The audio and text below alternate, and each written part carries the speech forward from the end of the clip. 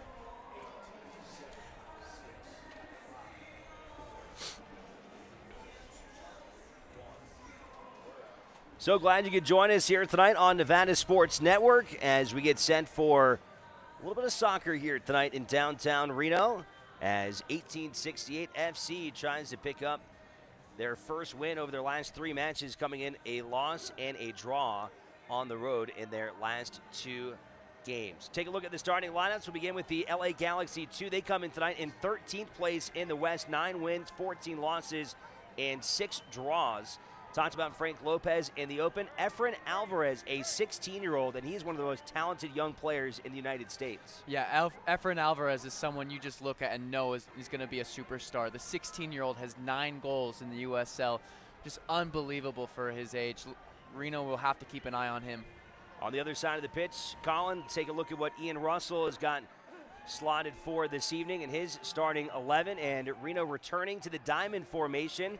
Couple big names in there. Lindo Mafeka, the talented midfielder. He's at the top of that diamond. Tommy Thompson, the San Jose Earthquake star, is down here with Reno 1868. A chance for him to get some valuable playing time. Yeah, I'm excited to see Tommy Thompson. He's someone who's always really excelled at USL level, whether it be here or with Sacramento Republic.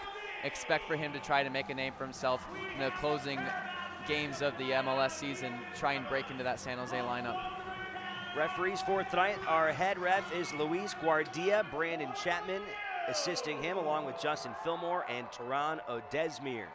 And we are underway here tonight inside Greater Nevada Field. The Galaxy on offense here to begin things. They're in the white jerseys. Reno 1868 in the blues, as that one is cleared away on the defensive end by Paul Marie. And it'll be Alvarez going down to the corner. Yeah, Alvarez already making things happen early on, gets in behind the Reno defense, but Paul Marie blocks the cross well. Be Alvarez again to step to the corner here. Alvarez from Los Angeles. He was the youngest player in USL history to suit up in a game when he appeared last year as a 15-year-old. Signed a first-team contract in the offseason. The guy the Galaxy have plans for in their future. Alvarez also, interestingly enough, he had started his youth career in the United States system, but a few months ago decided to switch to Mexico, which kind of sent a little bit of shockwaves through the U.S. in terms of the fan base and even the organization. They were surprised to see that happen. Yeah, I think that's a big blow. I mean, obviously he's still able to switch back because he doesn't have a senior competitive appearance for Mexico, but I think he's made his mind up pretty far, and Mexico have shown a lot of willingness to give him chances, and they've really shown that they're interested in his future. Here comes Reno on the offensive end. This is Duke Lacroix. Finds Brian Brown. Sets it up for Lindo Mafeka. His shot is cleared away. A little help there from Thompson. And back in goal, it's Eric Lopez for the LA Galaxy.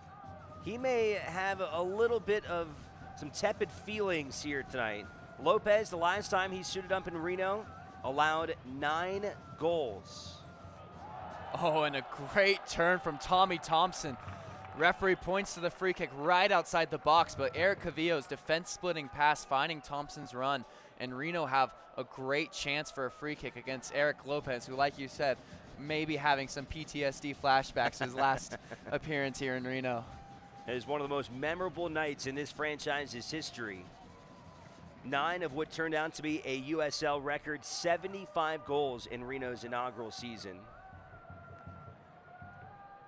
This season, Reno's been a little bit more balanced, better on the defensive ends. Not quite the offensive prowess. 3 guys standing over the ball. It's Seth Kasipley, Brian Brown, and Lindo Mafeka. Yeah, you'd imagine Seth Kasipley with his right foot would take this, bending away from the goalkeeper into the post, but I have a feeling Lindo Mafeka's eyeing this. Chance very early here for Reno. It's Brown, and he will blast that one back into the outfield grass. Brown with his left foot there, and he cleared the top of that goal by a wide margin, and an early exhale for Mike Munoz and the LA Galaxy 2. Yeah, I think Brian Brown makes a poor decision here. You're never going to get it up and over the wall in time that close to the goal, and he just elects to just hit it with power, and it sails way over the crossbar there. Like many players on this Los Dos club, Lopez, very young. He's only 19 years old. It's one of the interesting things, though, when you look up and down this roster, it's very young, but very experienced at the same time.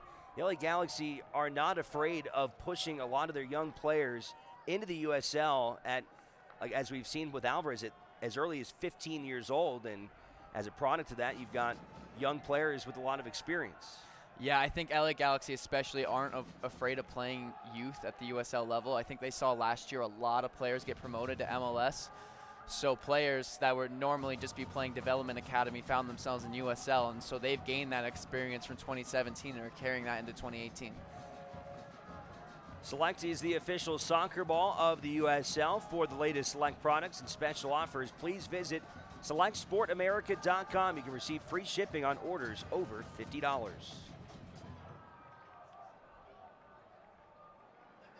Oh, and a great press from Lindo Mafeka to win the ball there from Achimpong. Gives it to Openo, back to Brown. Brown trying to go to the far post, and not a bad try from there. Brown just cleared the net, and a good job again, Reno, making it tough on LA as they're having a hard time getting it out of their own half. Yeah, really effective press there from Reno. Limited Galaxy's options. Galaxy choosing to play the goal kick short, and Reno were all over them there.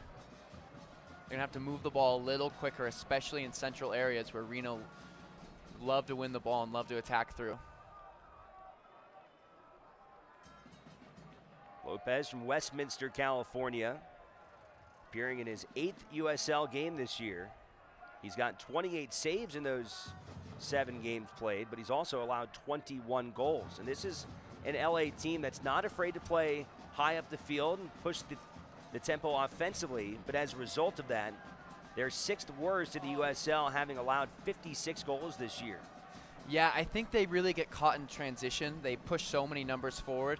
When they do get countered, they struggle. They're a little bit too open, and teams have had success countering against them. But looks like Duke Lacroix has a bit of a problem there.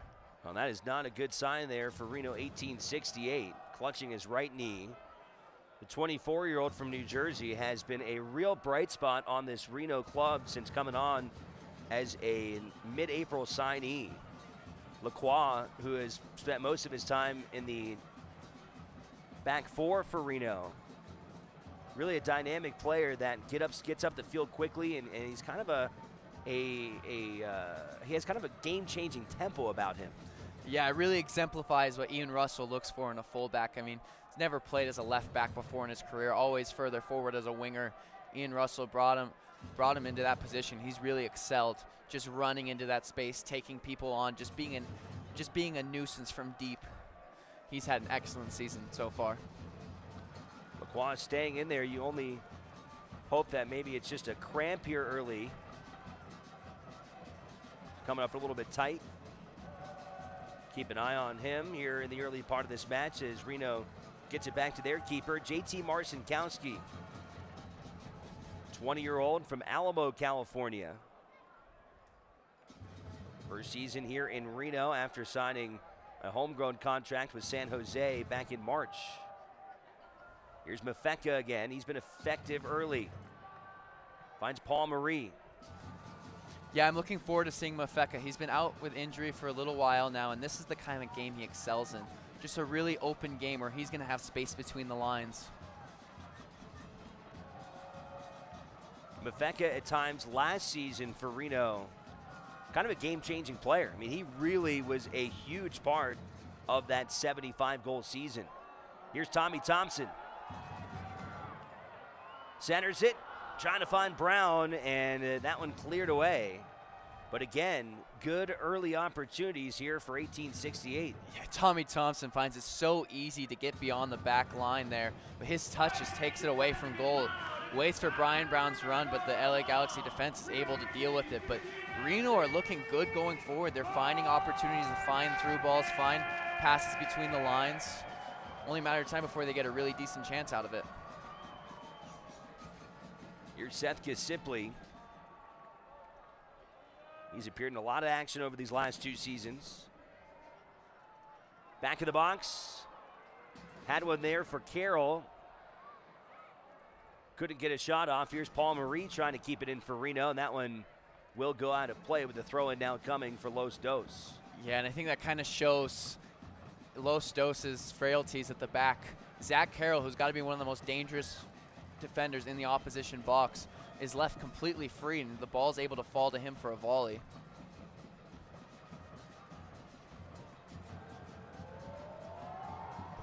Galaxy trying to turn a counter here. Chance for Frank Lopez.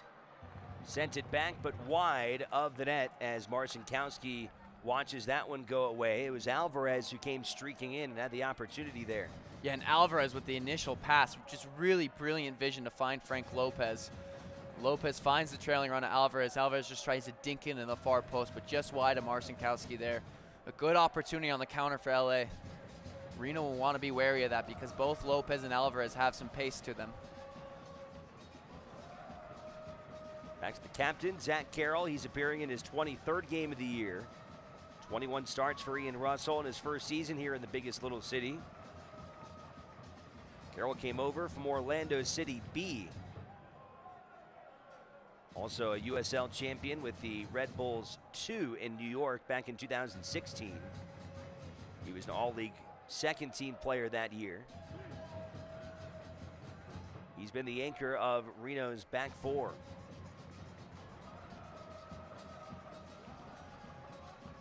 Ten minutes gone here tonight in downtown Reno, and scoreless between these two Western Conference teams. Opado is trying to spring Mafeka there. Good defensive stop there by the Galaxy.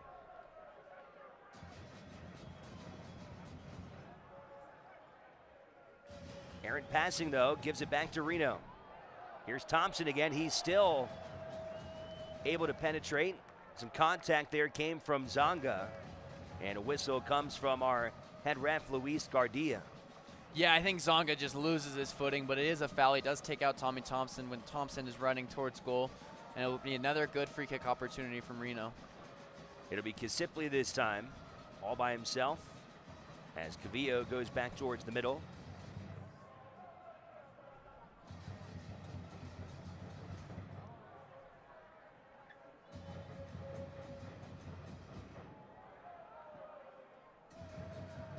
Get it back to Mafeka.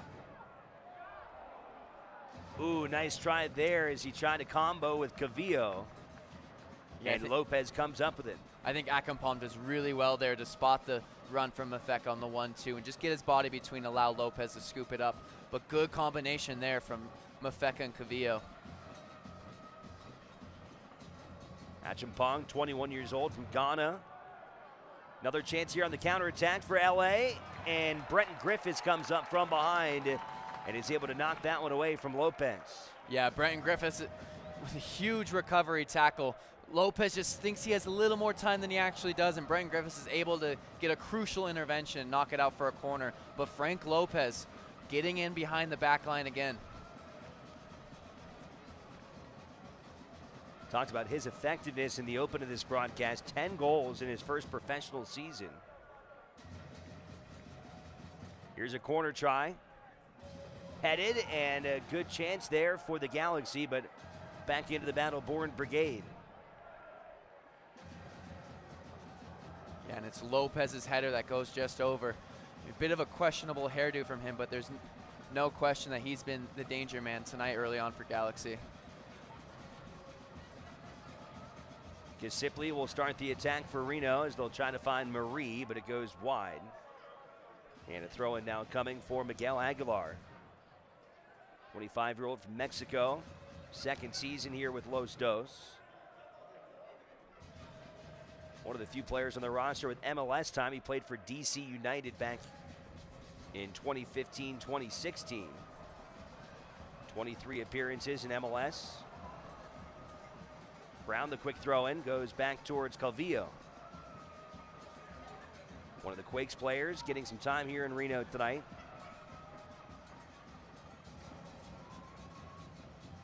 Calvillo came over from the New York Cosmos, playing in the NASL last year. Signed with the Quakes back in January. 14th minute here tonight inside Greater Nevada Fields. Alongside Colin Tabor, I'm Alex Margulies. Second match between these two this year, first time here in Reno. 1868 came away with a 4-1 win against LA down in Southern California in early July. A 4-1 victory.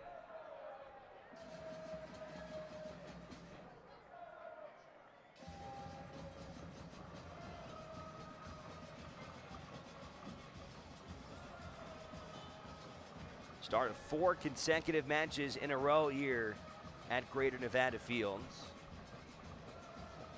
as Reno tries to make up some ground in the Western Conference. Yeah, these next 4 games are going to be crucial for Reno's season. If they do well, they're able to vault themselves up the table. And I don't think a top 4 spot is completely out of the question as of yet. I mean, it is a little out of reach, but it's still a possibility to secure that home playoff game. But for right now, they're just worried about getting in the playoffs in the first place, and it starts here tonight. Started play, Reno had 43 points. That was good for technically a tie for 8th place.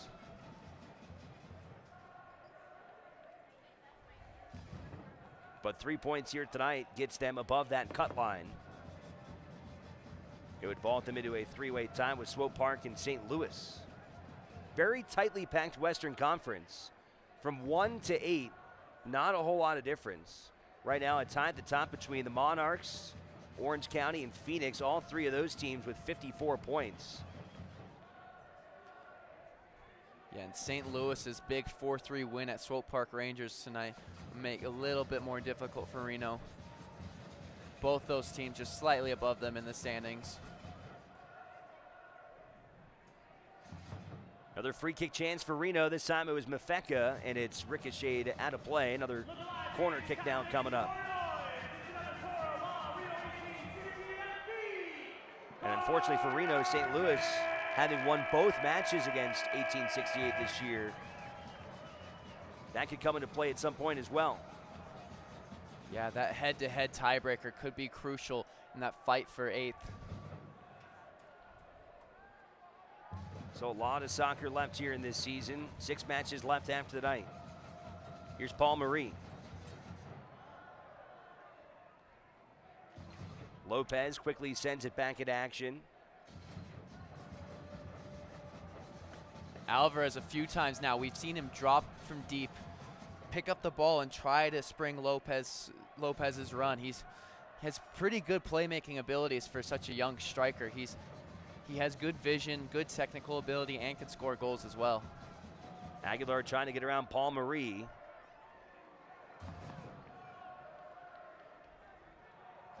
Reno doing a good job there in the midfield, putting some pressure.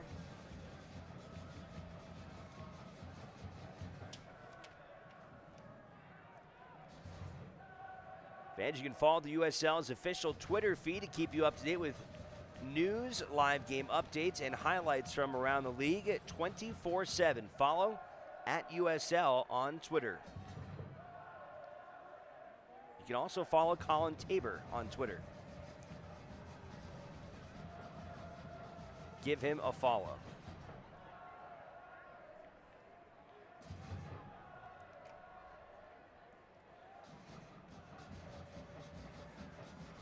Marcinkowski gets it back to Carroll.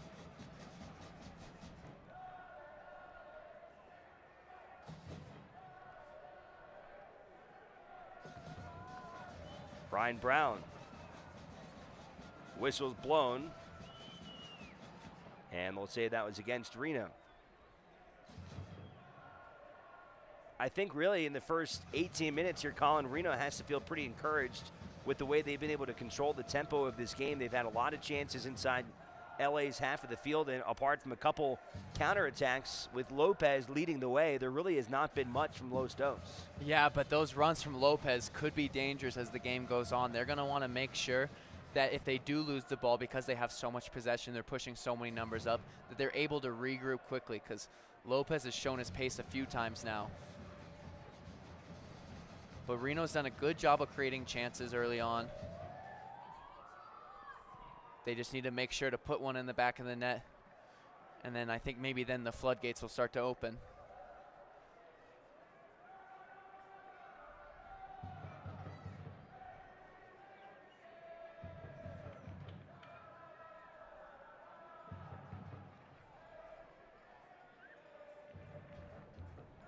Pressure from Thompson there as Schultz will throw it in for the Galaxy.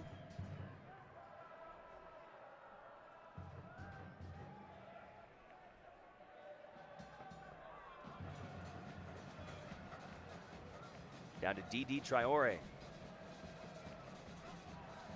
Now it's Aguilar working against Paul Marie. And Marie gets that one out of trouble. A corner kick now coming, though, for Los Dos. Yeah, Aguilar just tries to get on the inside of Paul Marie. Marie does really well, though, to get his body between, but this will be a dangerous opportunity from the corner here. See the Battle-Born Brigade well represented here tonight.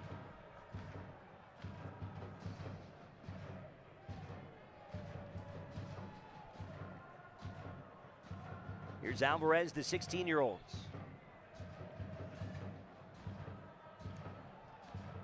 Now it's Lopez.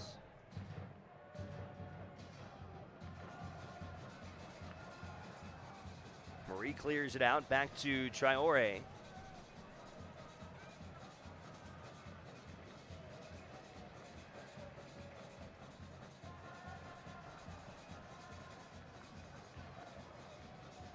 Too much. Yeah, it's a couple crosses now that Galaxy have been a little wasteful on. This was their chance, having numbers forward, to maybe get an opportunity from the cross.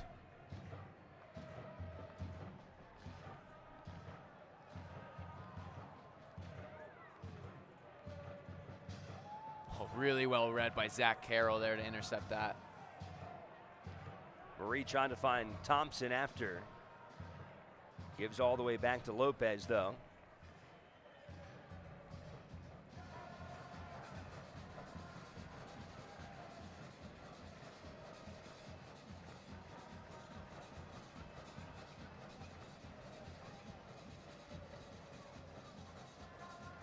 "21 minutes gone here tonight in downtown Reno, and still 0-0.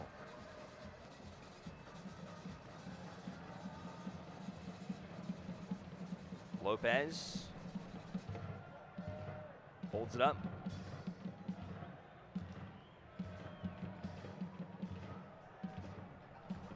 Galaxy organizing. Yeah, they're looking more comfortable in possession after some nervy moments in the beginning. Really starting to grow into the game. Good read there from Marcinkowski, beating Lopez to the ball.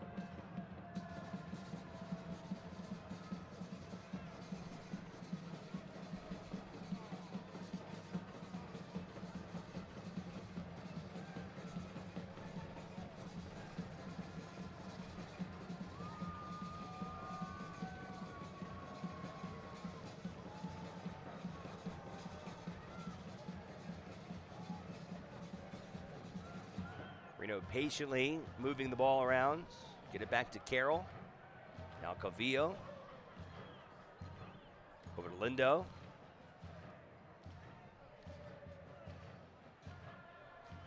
Yeah, I think it's important for Reno to pick their moments.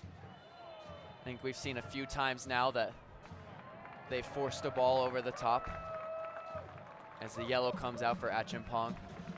But just picking their moments, trying to find space between the lines, maybe stretch that back three a little bit, and then playing the through ball.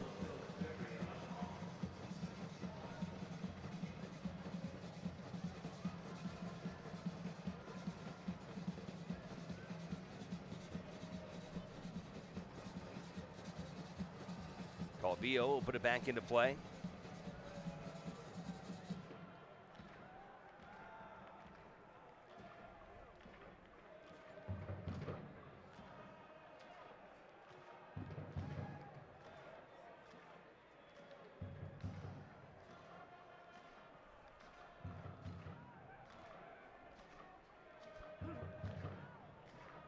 Good win there from Eric Calvillo. Lindo Mafeka. Oh, what a good stop there. Brown would have been sitting pretty if that ball got through. Yeah, Traore with such a huge stop there. Lindo Mafeka has his whole body language showing that he's going to play Opano or Tommy Thompson on the left. He just tries that simple little reverse ball, but Traore reads it really well. That could have been dangerous. Trying to spring Thompson that time, though, and Golo was there for the challenge.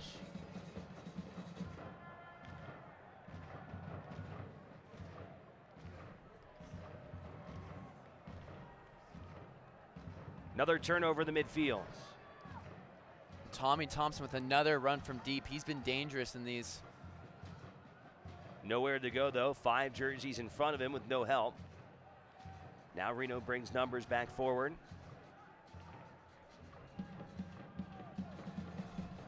Swinging around over to Paul Marie.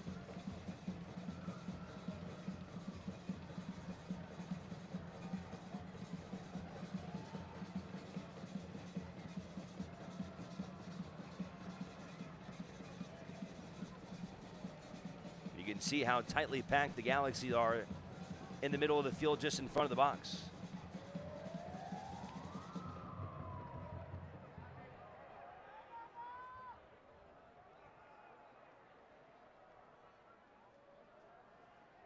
Duke Lacroix fighting for it there. Oh, and a great counter press from Duke Lacroix after it looked like Galaxy were about to have a counter of their own. Reno keeps it as Brenton Griffiths goes back to retrieve.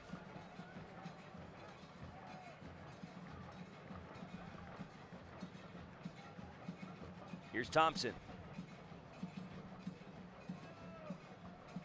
Back to Marie. The Earthquakes' first-round pick from this year came out of Florida International University.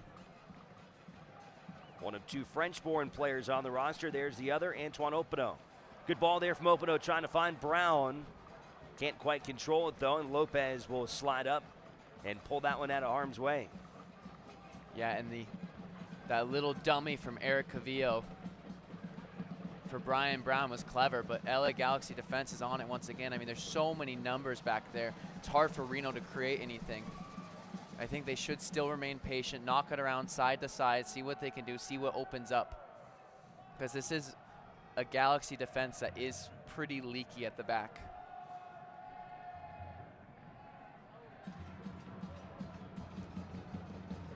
Lacroix showing his speed there, trying to come up behind the defense. Can't keep it at his feet, though, and it'll be a goal kick now for Eric Lopez. Yeah, Lacroix just has so much pace to him. He just burns past Schultz and Hilliard Arce there, but his touch just gets away from him. But showing that ability, attacking from deep as a fullback, it's so crucial to this Reno team.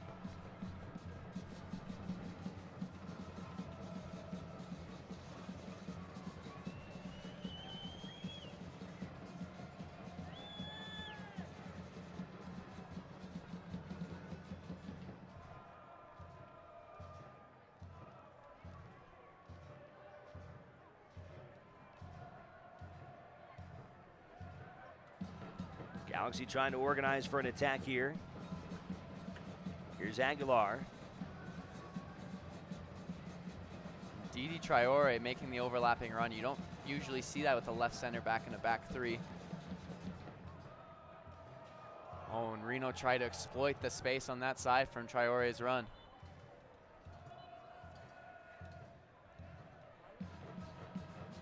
Collision allows the Galaxy defense to come back and set up.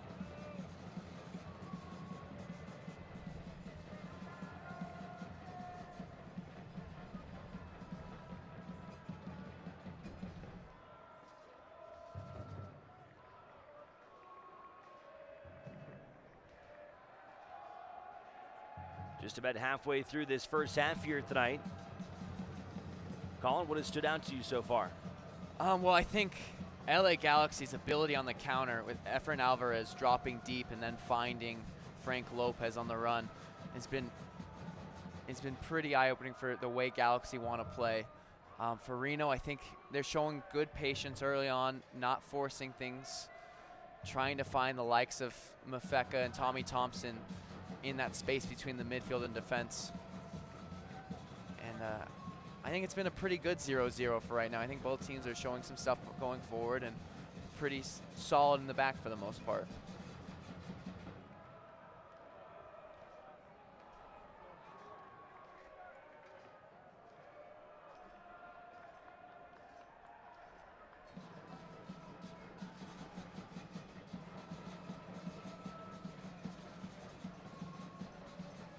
Here's Duke Lacroix, had him coming up a little bit lame in the early moments of the game, but he appears to be fine now as he crosses one for Thompson. And the throw now will come from Aguilar.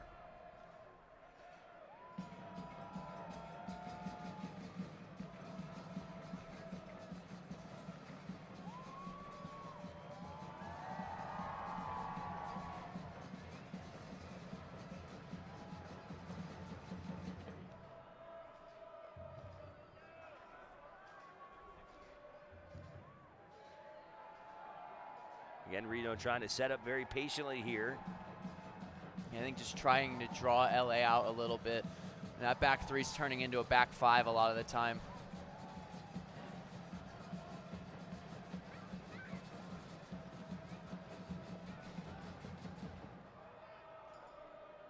Alvarez has his pass blocked by Kasipli. Sends it forward for Marie. Appearing now in his 15th game here with Reno 1868 in his first professional season. He's played about 1,000 minutes here this season in Reno. Ooh, and a great run from Openo. Paul Marie does well to spot his fellow Frenchman. Back to Marie.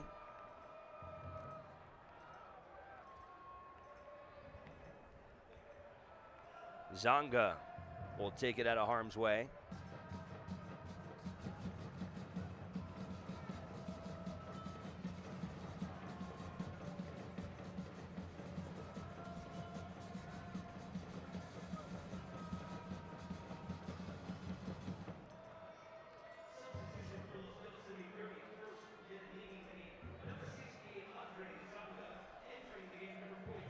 Zonga is going to be taken out here towards the end of this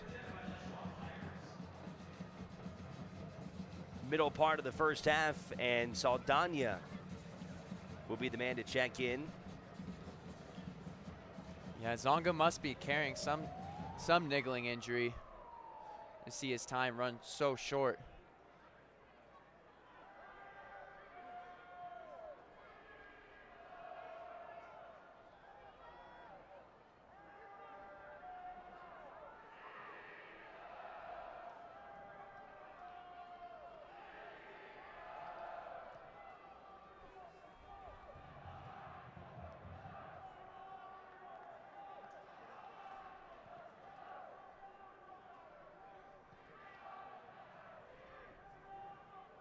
Watch highlights from every game of the 2018 season. Stay up to date with news from across the U.S. South, the league's official Facebook page.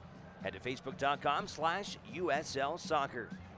32nd minute here tonight in downtown Reno, still 0-0. Chance here for Reno, though. Marie, Openo, and Calvillo forward, and the Galaxy able to clear that one away, and that's going to send Reno to the corner. Yeah, with the space out wide like that, I think Paul Marie should have just tried to play it out to the right to Calvillo for Calvillo to try to put a cross in. We see that back three start to get stretched a little bit. We see it in transition. Reno are so dangerous.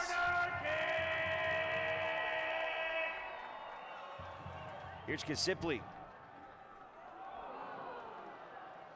Thompson came streaking in. Here's Lopez on the counter. And Mafeka with a hard slide there is going to get a whistle and a yellow. Boy, I don't know about that at all. Lindo Mafeka matches him for speed and makes a perfect tackle. Referee just completely behind the play. I think he gets that all wrong. I think he sees it wrong on the angle, because to us, that is a perfect tackle.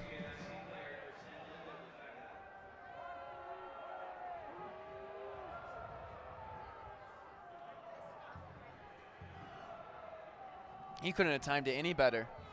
Didn't even have a follow through at all.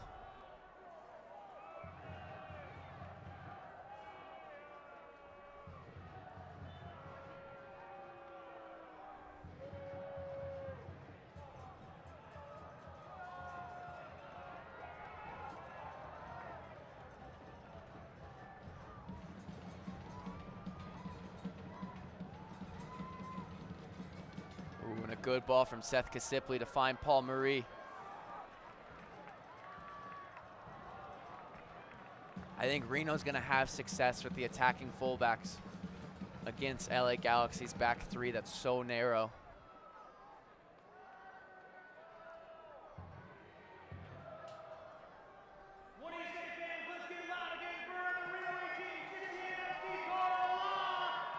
Another corner for Kasipli.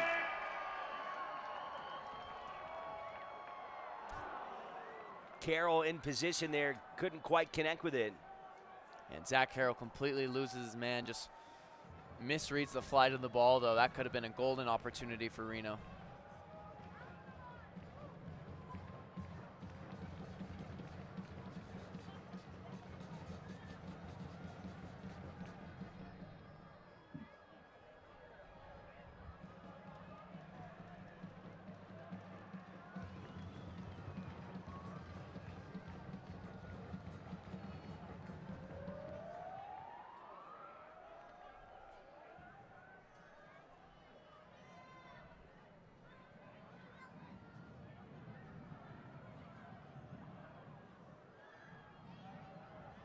Carroll forward to Marie. Back to Zach Carroll. All the way to Marcinkowski, who has not been very active here tonight. Reno's been able to keep the ball in LA's half of the field for the majority of it. Still trying to find that first goal, though.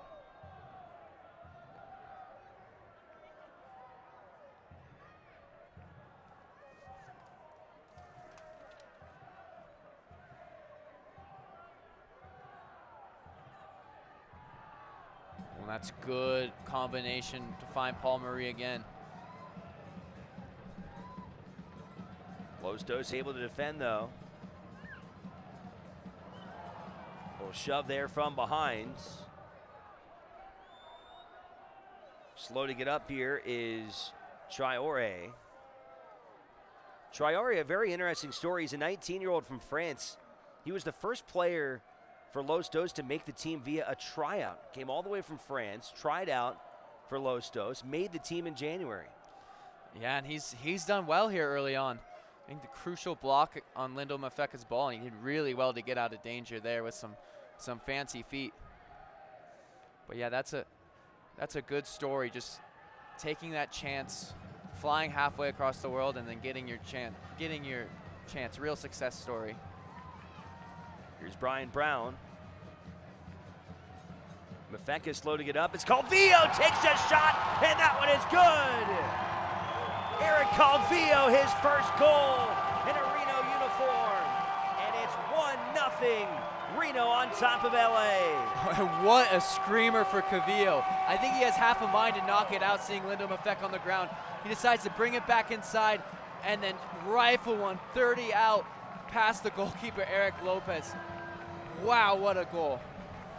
The 20-year-old from Palmdale making himself known here tonight. And it's Reno who strikes first in a game that they desperately need 3 points.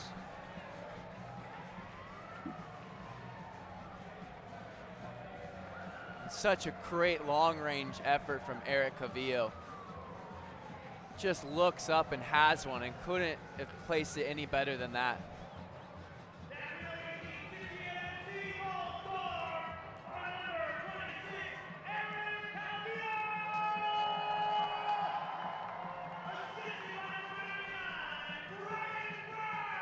Calvillo the goal, Brown the assists, and that's his third of the year. And here's Opano right away. Cleared out by Traore, and another corner kick coming up. Yeah, I think we're going to see that LA Galaxy back three start to open up more and more, and Opano's going to thrive on that space created from it.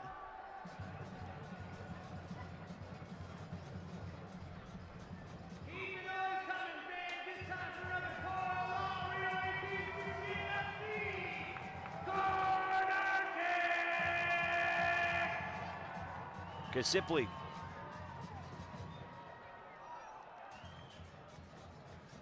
Mafeka waits for it. Paul Marie takes a crack, and that one heads back off into the grassy area.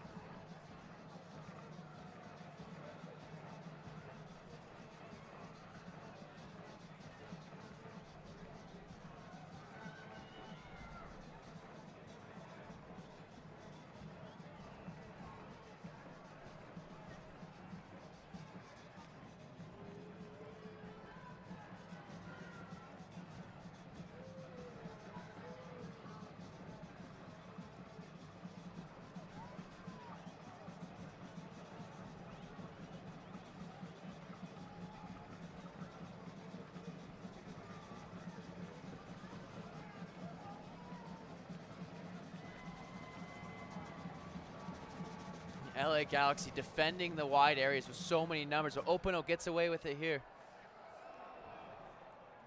And a bit of a miscued clearance from Traore, but Aguilar's there. Reno continues to put a ton of pressure on this Los Dos defense. It's netted them 1 goal so far, but you have to feel like the way that Reno has really just, it's hard to say it any other way, but they've really just camped out in LA's half of the field in this part of the game. Yeah, and I think LA just started getting deeper and deeper and deeper, and that allowed Cavillo that space to be able to just have him from 30 out with no pressure on him. It's one strategy to beat a team that's sitting back so far is just to shoot from distance.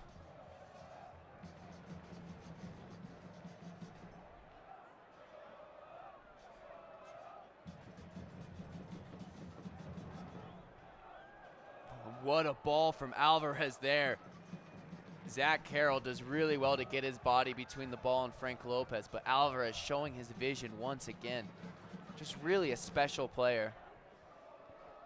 And I think you're right. Besides Reno now having gotten on the scoreboard, one of the most impressive things in this game has been watching the combination of Alvarez and Lopez for LA.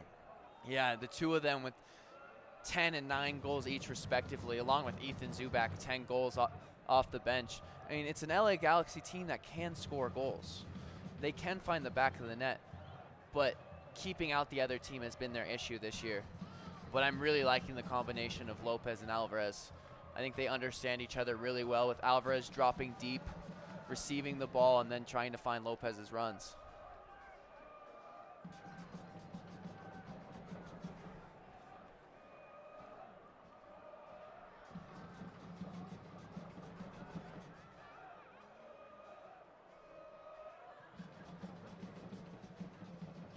Here's Thompson.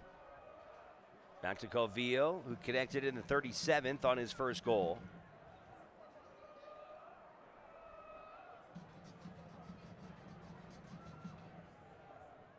Back to Calvillo.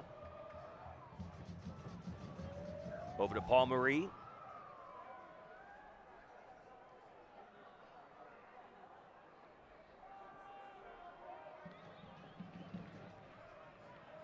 Lopez.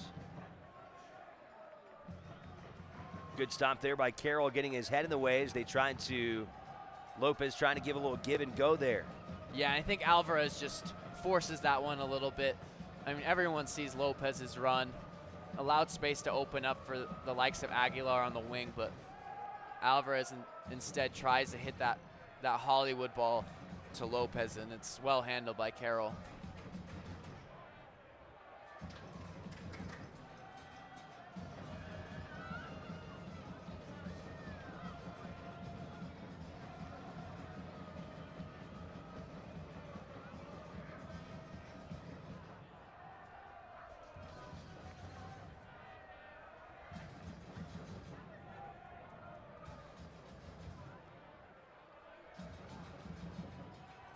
Here's Traore again, deep in Reno's half. Marie going for the ball there, makes contact, no whistle. And a throw now coming for Los Dos as we tick down to the final couple of minutes here in regulation.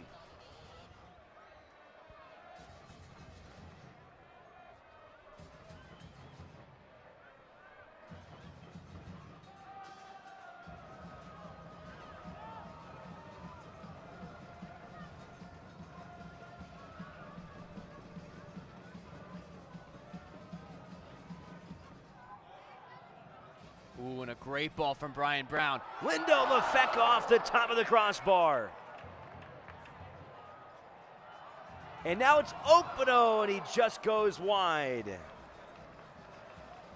Yeah, and it looks like the referee blew his whistle there on the Opano chance. But Lindo Mafeka just gets behind that on the volley. Brian Brown's cross is inch perfect to Lacroix. Lacroix heads it into Mafeka's path. Mafeka just can't get it down enough to find its way in the back of the net, but a great play from Reno against an LA Galaxy defense that's just been opening up since the goal.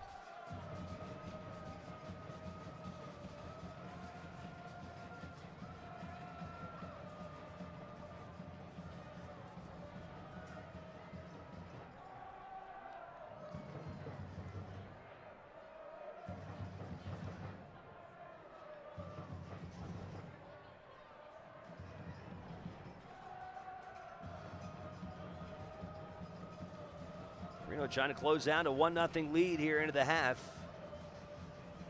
We'll see how much stoppage time is added here.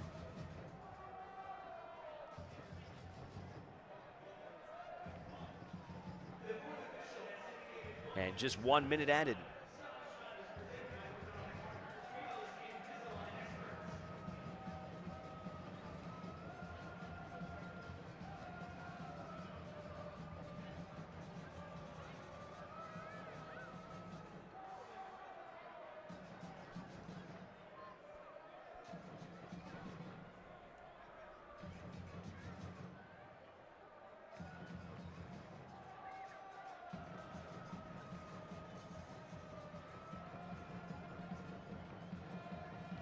See if Los Dos has enough time for one more opportunity here before the end of the first half. Schultz on the throw-in. Over to Alvarez. Brown trying to find Opino there. And that'll likely do it here in this first half.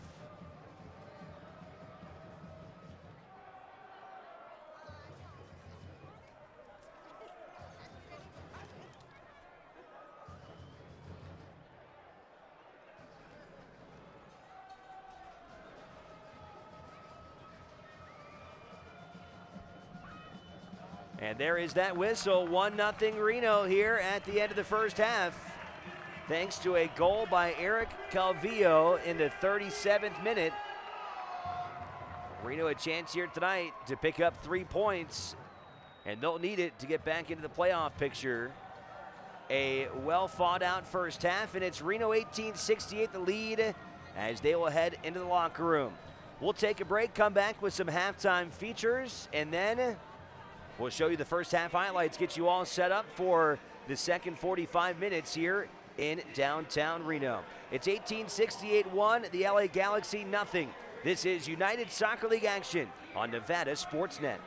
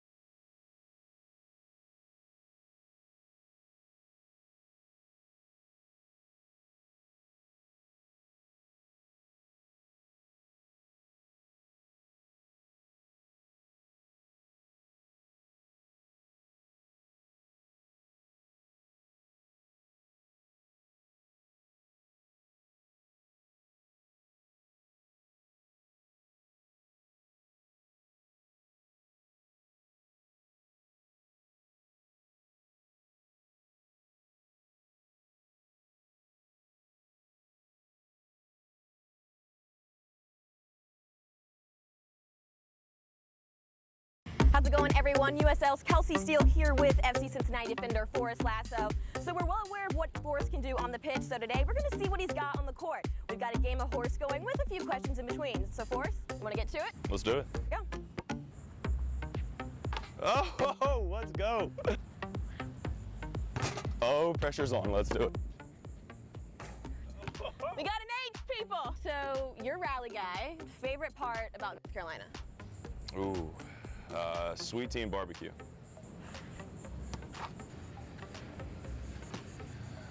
MJ or LeBron? Oh, that's like the Pele Messi question. So there's only one right answer. I mean, I'm definitely biased, so I'm MJ. We'll go with Bank this time. Oh, okay, all right. Ah! Oh, we got a letter. Okay, sweet spot then on the court. Top of the key. Why Top not? of the key, okay. Oh! Oh, yes. Whose play would you mirror the most? Little size difference with Dwayne Wade. He was the reason I started watching the NBA. Get out of here. What, only 5'6", 5'7" at 16, and now you're pushing 6'7" at 25? What is that like for you? So being the small guy, I was like the run of the litter growing up. I was always the smallest guy on every team, and then once it started to grow, I would like to say I was more technically sound when I was younger and smaller. And as I kind of grew, I kept the technical part of my game, and then I also realized that I had the physical side. When it comes to the game, it's definitely been a blessing. It's a special tool or trait that not everybody has, obviously. Killing me. Needed that. Being pulled in from that Cincinnati community, what do they bring to you guys? Oh man, I've been playing this game since, I don't know, 3 years old. Everybody likes the game, not everybody loves the game, and when you go to Cincinnati, you can tell that there's 40,000 people that love it. You're roommates with Jimmy. Tell me you've got a good story or two living with him over these last few months.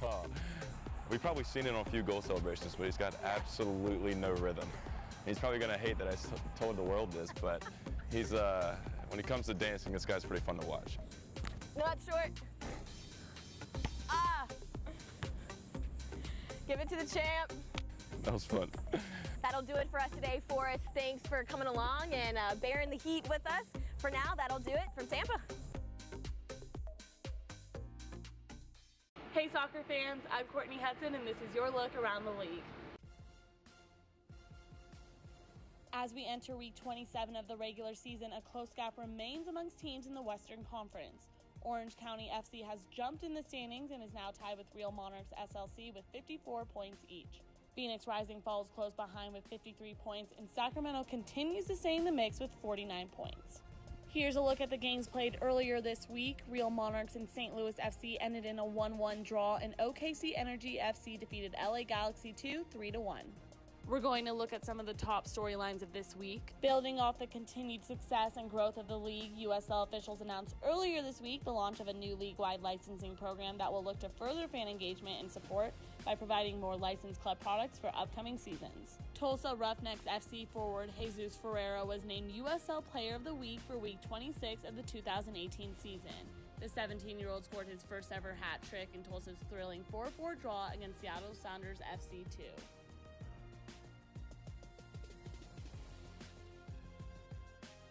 El Paso announced on Friday it had signed defender Daniel Navarro, bringing the roster to 3 signed players thus far for the club's inaugural 2019 season.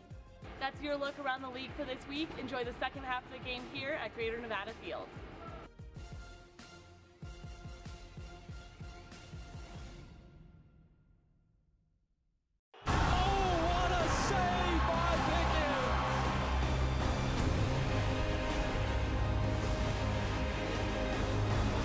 Slammed in by Allen Ware. Takes the shot and scores. This is Nashville SC. Save like that. Stylish. Sensational.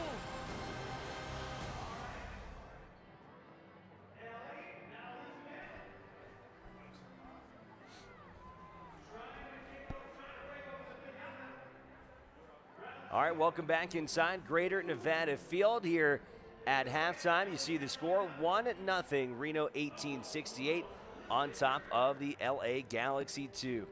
And welcome back inside the broadcast booth alongside Colin Tabor. I'm Alex Margulies. Good first half for Reno 1868. They really camped out in LA's half of the field, and Eric Calvillo gets them on the scoreboard, his first goal in an 1868 uniform. Yeah, LA Galaxy were sitting so far back. Eric Cavillo just took a chance, and boy, did he take it well. Just a screamer from the San Jose Earthquakes midfielder. Colin, what did you see from Reno in that first half to give them such consistent success offensively? I mean, they could have gotten a couple goals there in that first half. I think they were just stretching LA Galaxy very well. They they forced that back three to widen up, and then the runs from deep from Tommy Thompson I thought were especially crucial for Reno 1868 in that first half. Oh, about 7 minutes or so until we get to the start of the second half of action here tonight. A little on-field festivities. Chris Payne, good friend of the program. You can catch him here for the Reno games as well as for the Aces games during the season, which came to an end about a week and a half ago. All right, Colin, let's take a look at the highlights from this first half. And again, it was Calvillo who was able to get Reno on the scoreboard. Early on, though, again, Reno doing some good things offensively. Yeah, and Tommy Thompson's run in behind. Touch gets away from him, and he can't find Brian Brown's run, but it shows the willingness going forward, not just from the strikers, but the midfielders behind as well. And this was a big play defensively. Brenton Griffiths closing on Frank Lopez. He was tough to keep in front of. Yeah, Frank Lopez just hesitated for half a second. Otherwise, it would have been a clean shot on goal. Brenton Griffiths was able to recover for a big tackle. And there it was. There is the goal from Eric Calvillo, the 20-year-old from Palmdale. What a shot that was from that spot. Yeah, he just opens up the LA Galaxy midfield with a quick little touch and then just hits a screamer. So Reno 1-0, a chance for them to pick up 3 very valuable points. That would get them ahead of San Antonio in the Western Conference standings. Reno at the start of play tonight in 9th place, but as you talked about in the open, Reno has played less games than a lot of the teams in front of them. And when you look at the schedule, this is a crucial 4-game stretch. You're talking about 4 games in a row, starting with tonight here inside Greater Nevada Field. And Reno needs better results than they've had here. It's been kind of a surprise, especially with how much of a fortress this place was last year, that Reno coming into tonight has gone just 5-5-2 here at home this season. They need to do better here in the final stretch if they want to find themselves in the playoffs. Yeah, some games in hand, but in order for a game in hand to mean anything, you have to win those games. So Reno are going to have to make a statement here against LA Galaxy. Yeah, some struggles at home. If you look at the next upcoming home games against Las Vegas Lights and Tulsa Roughnecks, some winnable games, some teams outside of playoff contention with really nothing to play for, sitting in near the bottom. So some so-called easier games, but we know in this game anything can happen. Well, it's such an interesting situation right now when you look at where Reno is in the standings. I mean, they could go anywhere from the top 4 to out of the playoffs altogether, depending on how this 4-game stretch goes. I mean, this playoff race is so tight. I think St. Louis coming into the Western Conference has added something to that, along with Portland Timbers having a much stronger year this year than last year. And OKC Energy has really made up a lot of ground as well. Maybe they're looking at an outside chance of joining that top 8 as well. So many teams looking for just 1 or 2 spots. It'll be interesting in the final weeks. Players just now starting to come back out onto the fields. The clock says about 3 minutes or so until the start of the second half of play. Reno right now, if things finish and they get 3 points, that would, as I mentioned, get them in front of San Antonio. That would put them in 8th place. Reno then would trail Sacramento, who's in 4th place, by only 4 points. So again, a lot on the line here tonight, and we've seen Reno in this position before. And we've seen some games kind of slip away. So Reno will have to put their best foot forward in the final 45 minutes to get 3 points against an LA Galaxy team that I don't think is far from done at this point tonight. Yeah, Reno's going to know better than to try to see out a 1-0 win. I think LA Galaxy's always good for at least a goal. So Reno are going to want to add another one early in the second half, set a statement, and then just see the rest of the half out. But just seeing out just a 1-0 lead will be risky for Reno, so they're going to keep pushing. Both teams coming out of the locker room.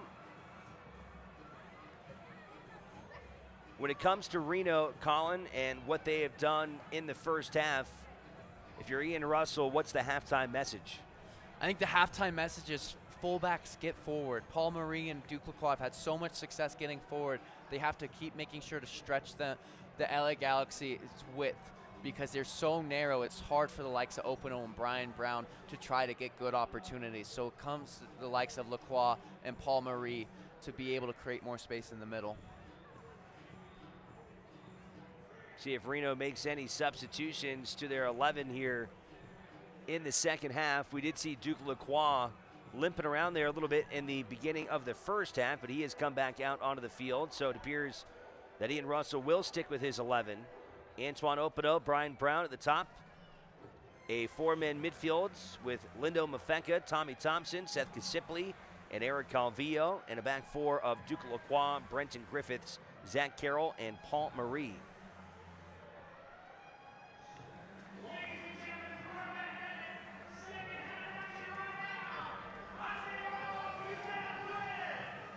You can stay up to date with all the best from social media around the USL by watching Off the Post. That's hosted by Kelsey Steele every Friday night on the USL's social media channels.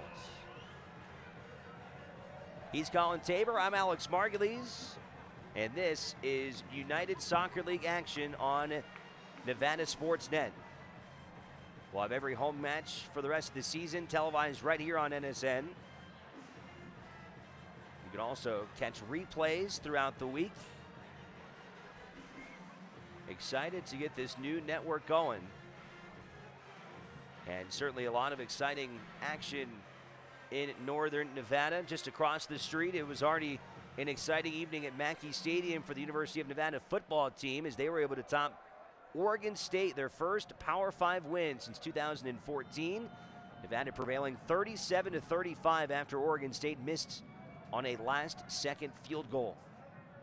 And we'll see if Reno 1868 can also become a victor here tonight as we get this second half underway here inside Greater Nevada Fields. Yeah, definitely a high-tempo start. So this one, both teams trying to exploit early space.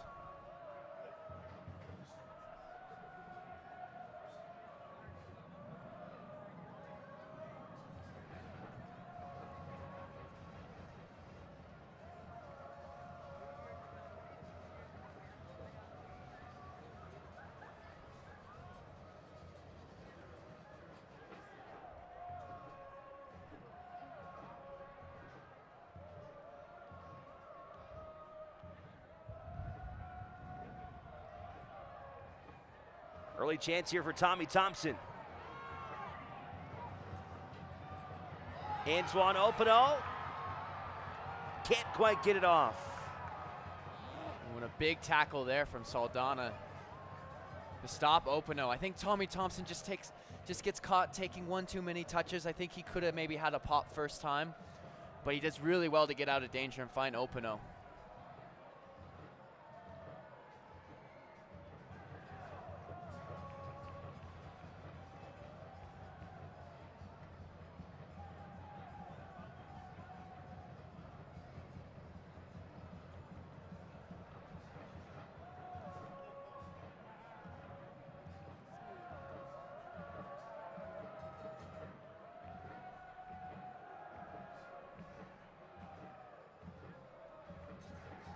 Lindo Mafeka wins it in the midfield.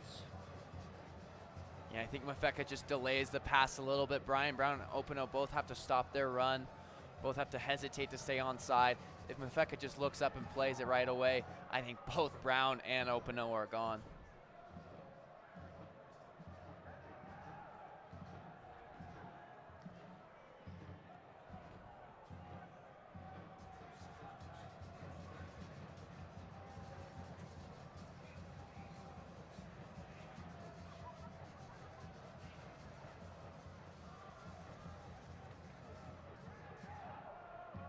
Back to J.C. Marcinkowski. He's got 4 clean sheets on the season. See if Reno can give him a 5th here tonight. Lacroix trying to spring Tommy Thompson there. Thompson getting some action here down from the Earthquakes. His first MLS goal last year in San Jose, 4 assists.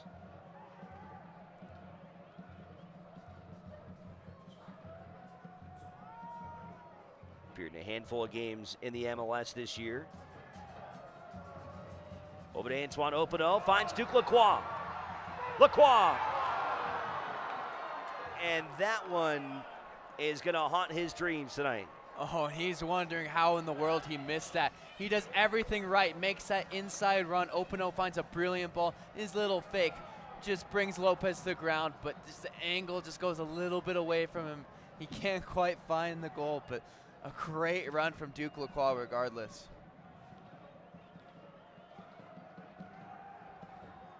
Another win in the midfields. Another chance. Brian Brown gets it in the corner. Over to Paul Marie.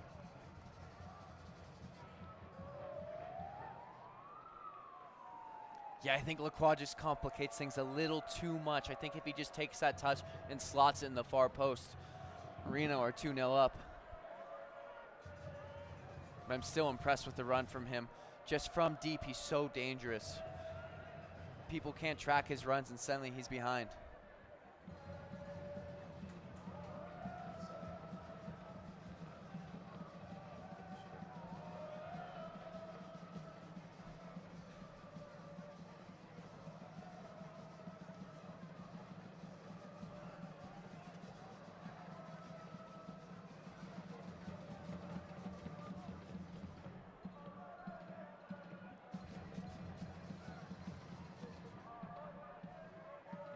Five minutes gone here in the second half, and Reno has really been gelling offensively.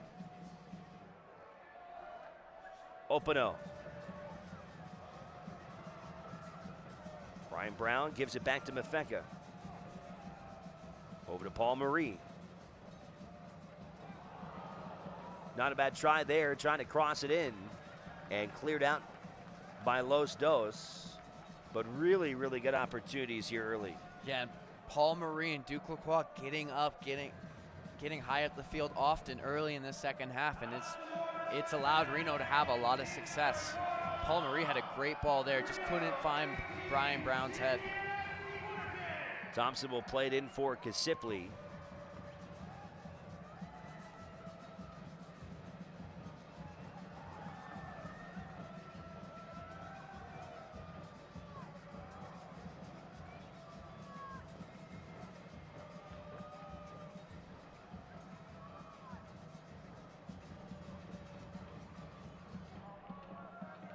Oh, now LA have an opportunity of a counter here.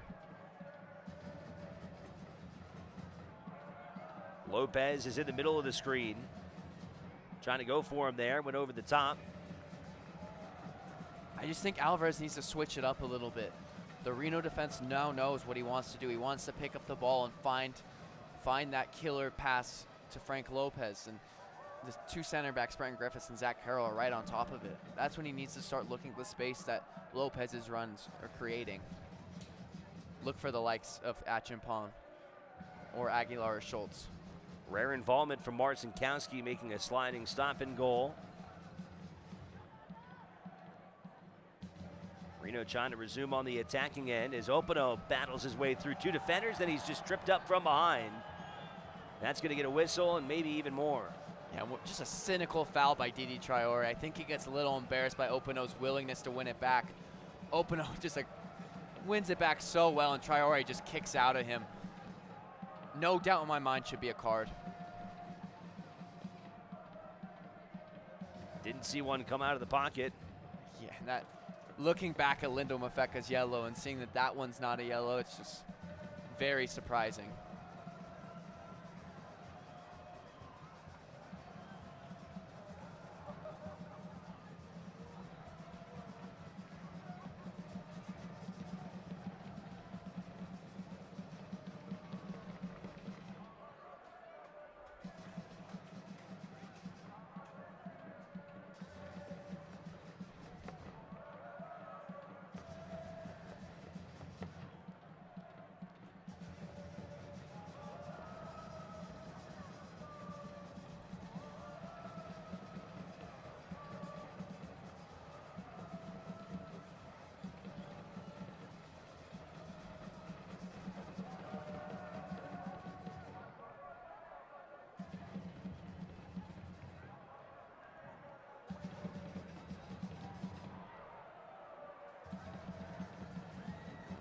Lopez high off his line, but nervy dealing with it. Another collision from behind on Openo.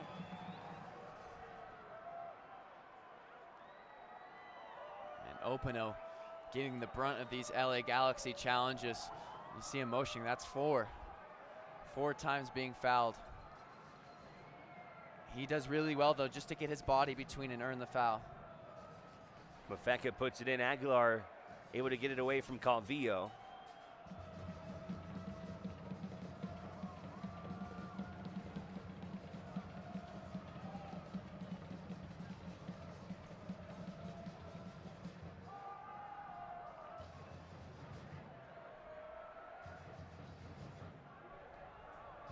Lopez putting pressure, but Carroll is able to get it back to Marcinkowski.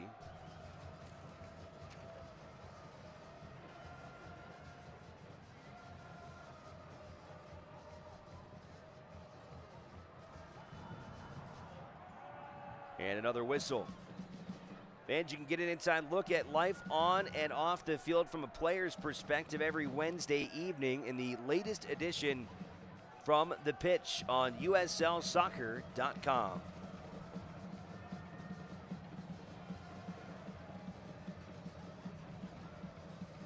"55 minutes gone here tonight. Reno 1-0 thanks to an Eric Calvillo goal, which came in the 37th minute.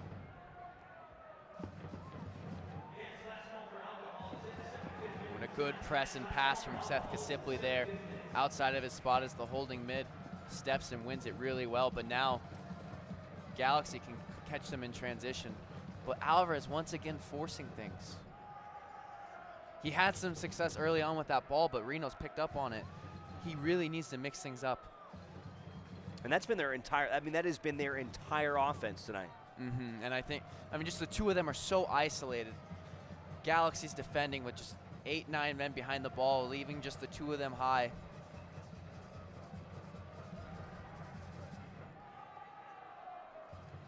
Aguilar makes a run here. Carroll gets back on his feet, and now Aguilar goes down to the grass. But I think he's just showing his youth a little bit, Alvarez. He wants to impress. He wants to hit that killer ball every time he gets and see that run. He just, once he picks up a little more maturity, he'll see the space that's created from those runs and pick that up rather than the same ball every time. Now it's a good opportunity off the set piece for Alvarez.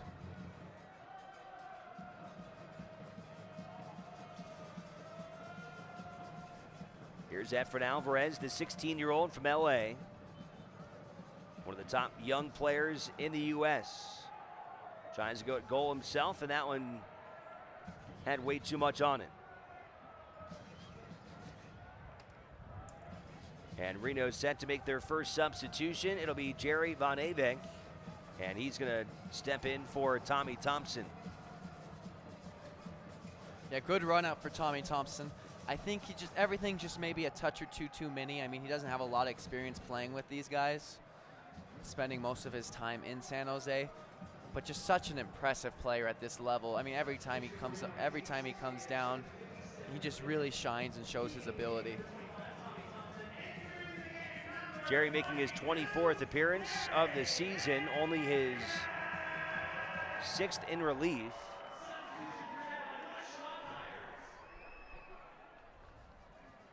He's got 6 goals and an assist this season here in Reno. Another weapon. Here's Openo. Taken down to the box. And nothing. Wow. And Openo just in disbelief that he didn't earn a penalty there.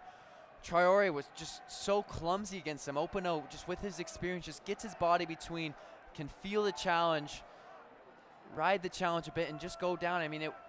It clearly was a foul.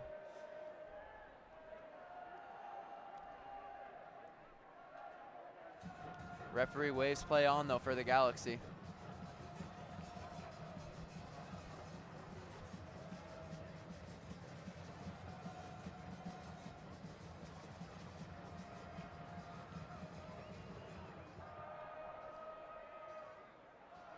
Openo's been proving to be a real handful for Traore on that right-hand side.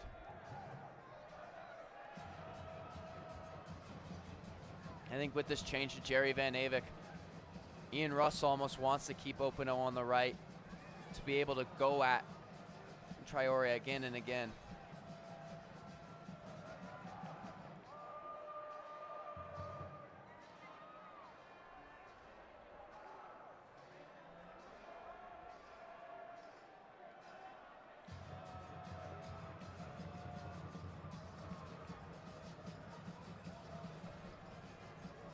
Trying to find Lopez there in the corner and just out of his reach. It'll be a JT Marcinkowski goal kick.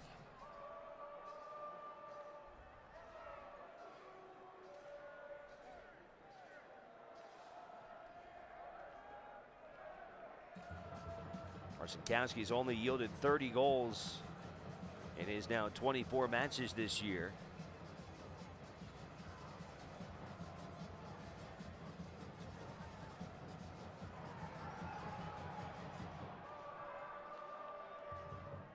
Openo pulls up as Lopez comes up and beats him to the ball.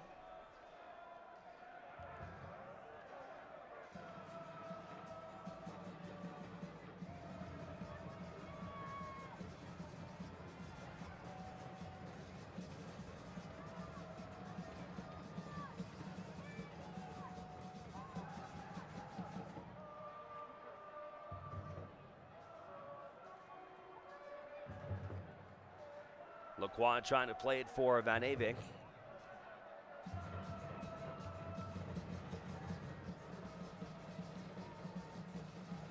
Another chance here for Reno. Brown left foot crack and just a little bit too much. Yeah, Lindo Mafeka making a great run. Brown elects to shoot it instead. Really gets behind it, but just gets too much under and it goes over the crossbar. But just the runs from Openo and Mafeka, if he just slips either one of them through, they're gone. They're going straight to goal. Tell you what, to me, this has been one of Reno's best games in the midfield this season. They have won so many balls and really controlled the field in that part. Yeah, I think Seth Kasipli in particular has been fantastic, just dictating the tempo, winning the ball high up the field. He's looked like a true number 6 out here. Not always where he's played, but he's looked fantastic. Here's Paul Marie. Openo. Trying to find Brown there. But I think on the other side, I think Los Dos have been pretty poor in the midfield. Vera's been almost non-existent other than a couple runs. A lot of dangerous giveaways as well. Yeah, I mean, it's tough dealing with this press. I mean, so many numbers around, not a lot of options, especially with how far back they are much of the time defending.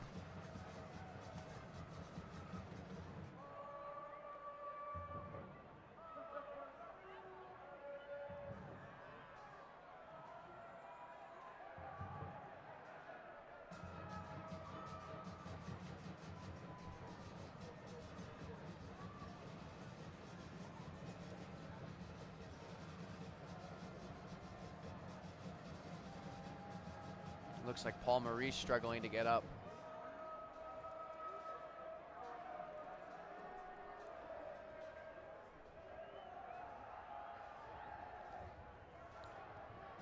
That would be a bit of a concern for Ian Russell, with Brent Richards not on the bench. Only one defensive player listed on the bench here tonight, and that's Thomas Janjigian. And Janjigian has a left foot. You don't put a left footer as a right back. So question is, if Paul Marie can't continue, what does he do?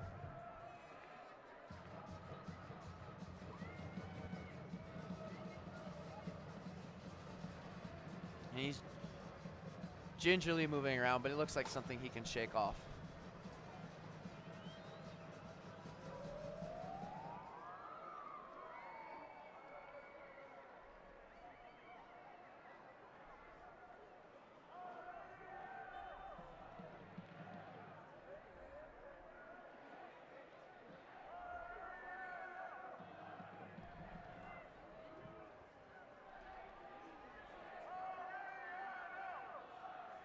Aguilar able to keep possession there, looking for Lopez.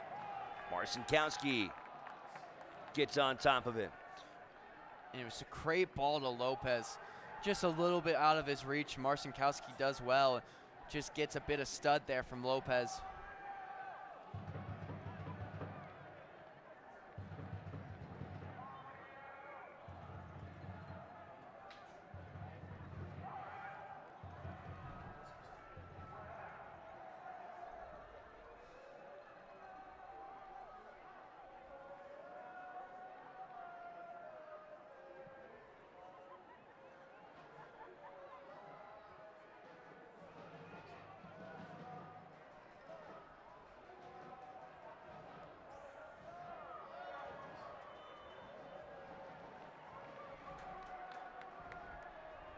How many of those before the referee actually books Traore?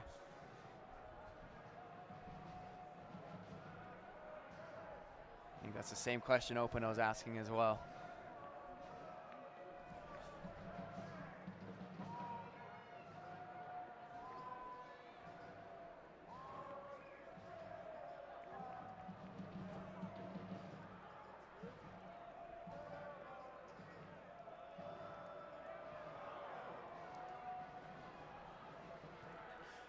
And the ball's just a little bit too much for Brenton Griffiths, and Openo keeps it in, but now Galaxy are on the counter.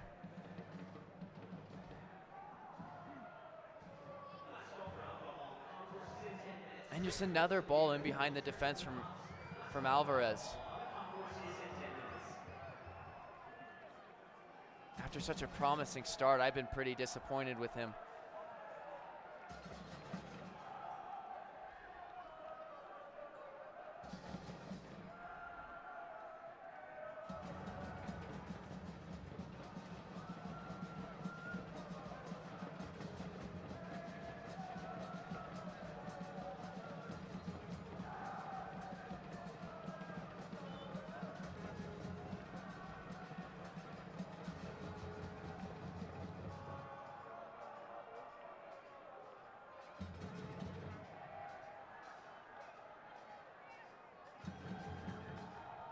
Just not much working offensively tonight for Los Dos.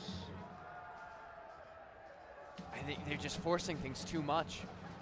They're so desperate to go to goal when they get the ball in the attacking half. They just complete a couple more passes, force the Reno defense one way and find the gap. They can make something happen. But just they get the ball in and then just try to find that killer ball to Lopez every time, and it's not working for them.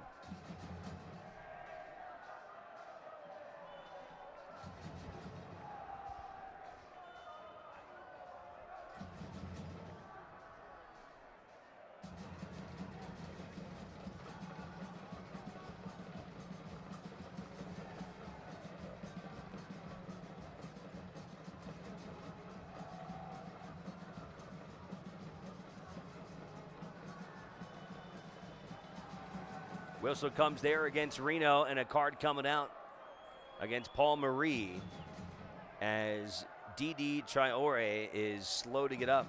Yeah, it was a great run from Traore taking on Paul Marie. And I think he's just milking this. I think this is a pretty innocuous challenge compared to some of the stuff Traore has done in this game. And he might have gotten the wind knocked out of him and maybe something I didn't see. But it looks like Paul Marie just stood his ground. Yeah, possibly a foul and obstruction.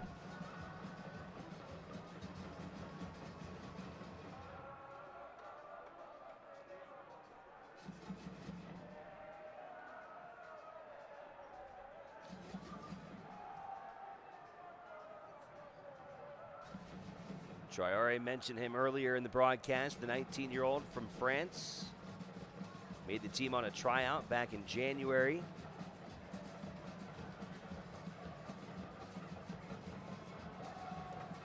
Still moving slowly.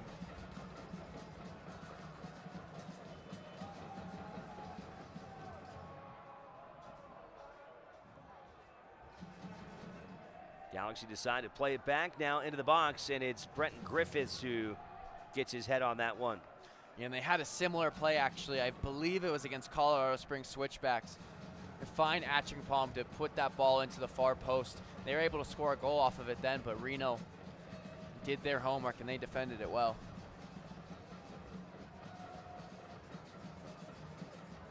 Efren Alvarez, who's got 2 assists this year.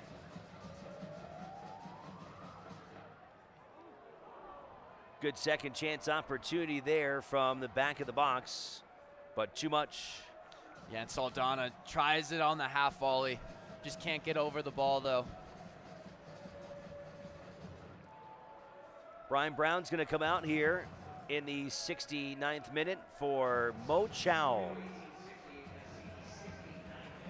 Chow, who has made 19 appearances on the season and 5 starts.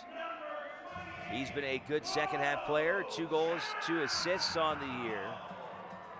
Drafted this year out of Louisville, where he was a 2-time All-American. Yeah, I think Mo Chow's just going to show a little more willingness to get in behind, try to make something happen. Brian Brown's more of just a finesse player. He does well in tight spaces. He does well bringing the attack forward with his hold-up play.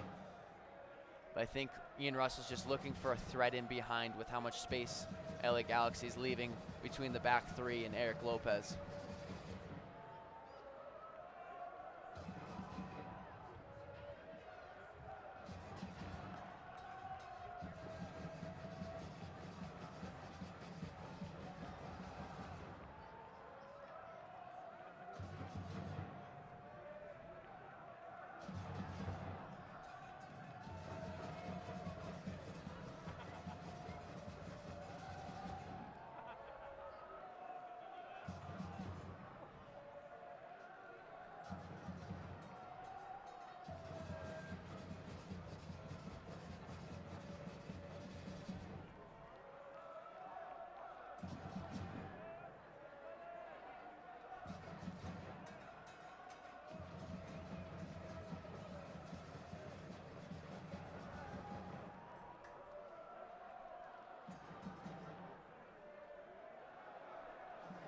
Carroll slips and falls, gets back up.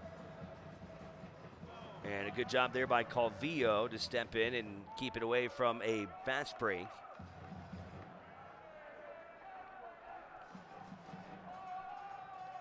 A lot of time left in this one.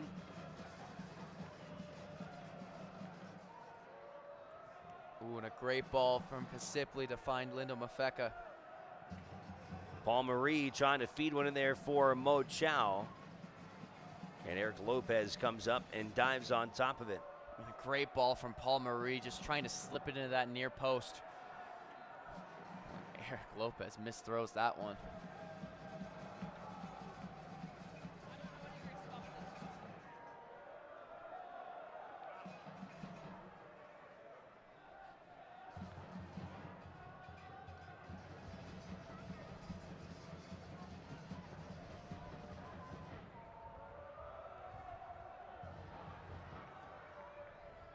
A good run from Vera there, but on his weaker right foot, can't quite get his hips around it and put it back towards the goal.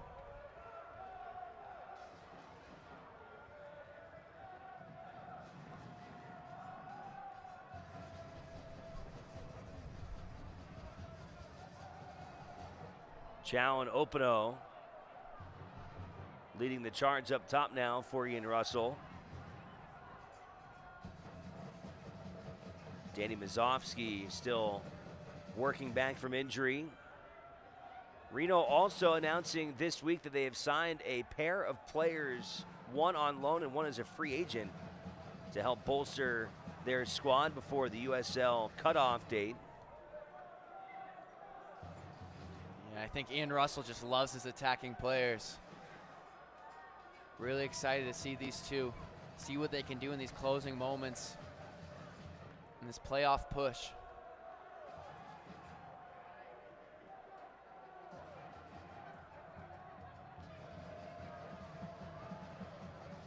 Ooh. Good chance there. Traore trying to find Frank Lopez. That was one of the best attacks we've seen from LA tonight. Yeah, and Traore, we've seen a few times him making those runs from that left center back position. Just from deep, a little bit of a different outlet. And that was a good ball that Frank Lopez could have just put it away as a tap-in. Reno getting Joken Graf from the Tampa Bay Rowdies on loan, where he had appeared in 4 games for them this season. And forward Sidney Rivera, 24-year-old from New York, coming over after last playing for Atlantic City FC. Yeah, and Graf was really impressive at Rochester before they folded as a club. I think he just couldn't quite break into that Tampa Bay Rowdies lineup. But he's a player with a lot of USL experience who can really make something happen in these closing games. Yeah, Ian felt like it was a guy that could add some experience as well, just add some experience in the locker room as well for a team that's trying to make a postseason push. Yeah, a player who I believe has won a USL Cup with Rochester.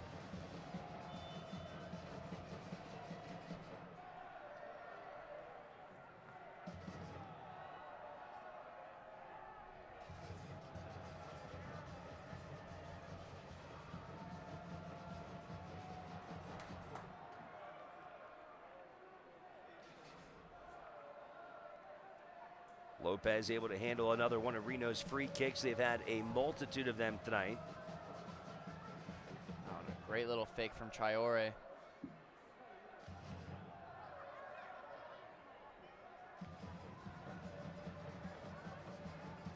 Chance here for the Galaxy. Alvarez. And Alvarez. Oh, and Alvarez wants a penalty, but does so well to find some space. Put it back onto his favored left foot. Duke Lacroix makes a big block there. That was a very, very dangerous spot there for Reno, especially for the talented Alvarez, who now heads down to the corner. Yeah, he's had a few from that position, just from that right-hand side.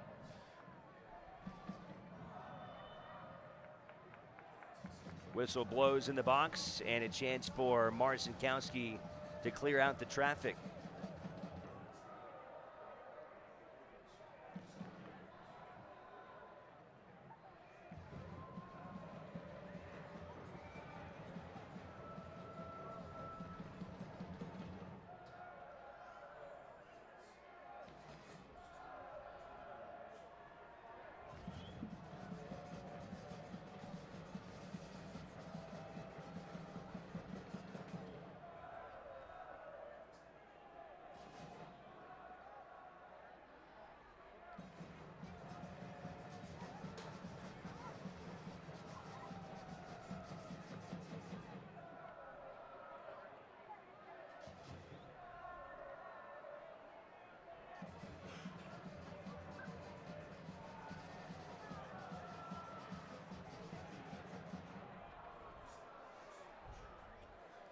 Big play there from Angola.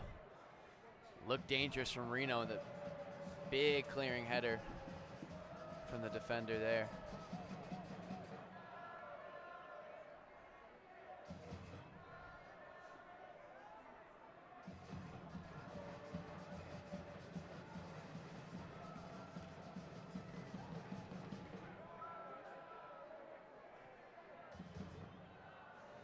Ooh, what a great idea from Jerry Van Avik. Just can't find Lacroix there.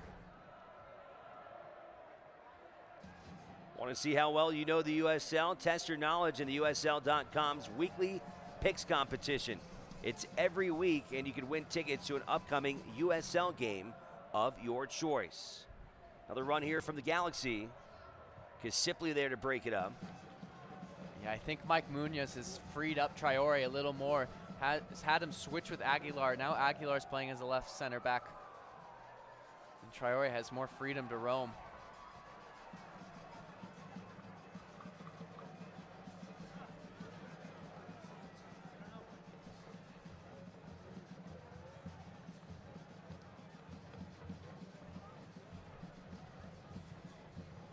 I did that USL pick'em earlier this season as kind of the guests. Did not go over well.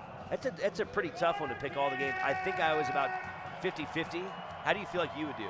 I've tried it a couple of times. I was about 50-50 myself. I think there's so many teams. It's hard to keep such track of everyone, especially in the Eastern Conference.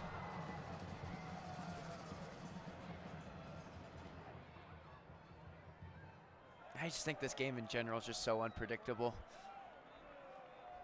That's why I'm not a betting man.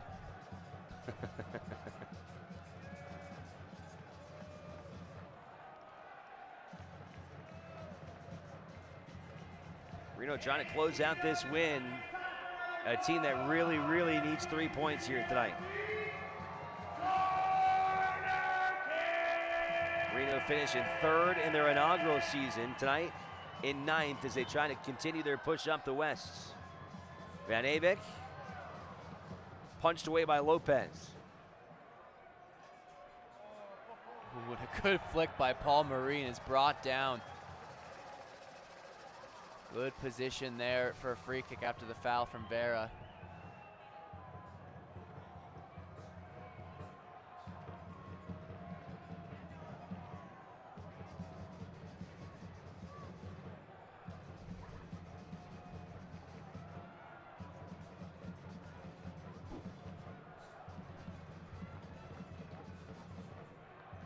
Headed and saved by Lopez.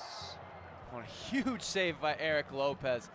Almost gets caught wrong-footed, but makes an incredible reflex save off of Mo Chow's header.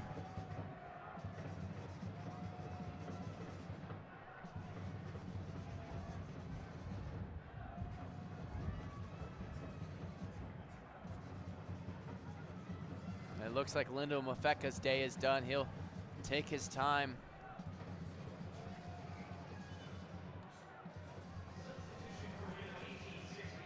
Mafeka heads off.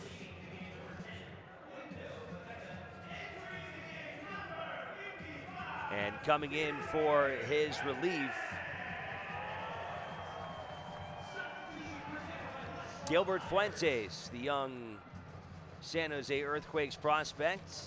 Seen him now in a couple games here in downtown Reno. He's been an exciting player to watch, only 18 years old. Yeah, 16 years old. 16, excuse me. Yeah, Reno 1868 have their own teenage prodigy to match Efrain Alvarez. Gilbert Fuentes has looked impressive in his limited time with Reno.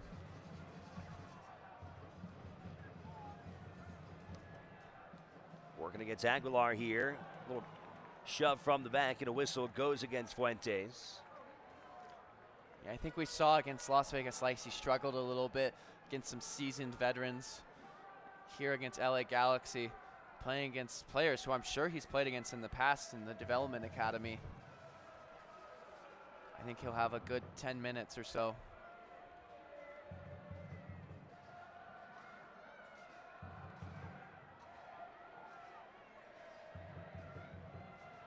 Fuentes trying to step up there in the midfield. Goes off of Aguilar, who throws it in now. 8 and change to go here in regulation. Reno trying to pick up their second win this year on the Galaxy. A team they beat 4-1 back in July down in Southern California. A team they've really had success against since joining the United Soccer League. Among their victories, the incredible 9-goal performance last year. I think there was a hat trick in that game from Lindo Mafeka, if I'm not mistaken. There were so many goals in that game, Alex. I don't know. I can't remember all of them. There had to have been a Dane Kelly goal or 2 or 3, you'd have to say, right? I think there were a couple from Dane Kelly. Maybe some Chris Weehan. I remember one from Chris Weehan, I remember. Possibly one from Brian Brown. Like I said, there were so many. It's been a much better night for Eric Lopez this evening, yielding just the goal to Eric Calvillo in the 37th minute. Traore, since going forward in that left wing back position, has been feeling little flick didn't come off for him, but he's been much more involved in the play.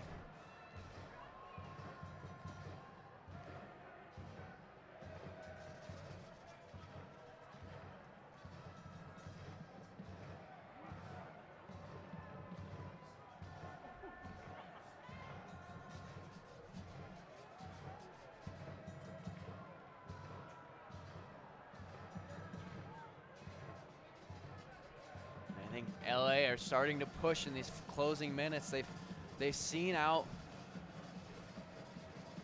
a strong second half from Reno, and now trying to get a result here at Greater Nevada Field. They have a little bit of time, and you can see the momentum. They can feel the momentum start to shift a little bit. They're starting to push, but leaving space in behind for the counter.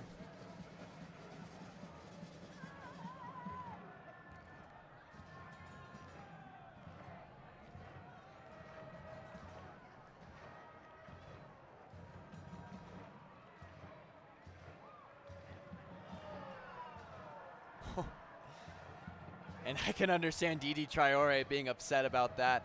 He's gotten away with a few fouls of his own. I thought he was fouled there. He is not happy.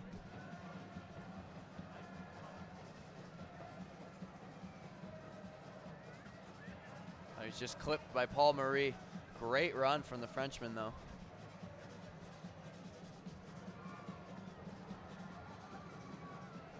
Marcinkowski will blast it back to midfield, and another whistle comes.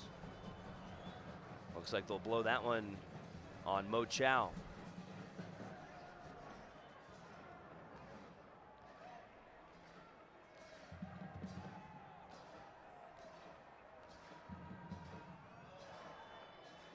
More contact. And Luis Gardia has been a little active here in the last couple minutes. So has Didi Traore. A lot of great runs since coming further forward. He's certainly stuck out, and what he's been able to do after coming on as a tryout player, pretty solid. And you feel like he's shackled a little bit playing as one of the center backs. Give him the freedom to go forward. He'll make something happen. Into the box and headed away by Angola. Reno keeps that clean sheet alive, and their 1-0 lead continues to hold here into the final couple of minutes.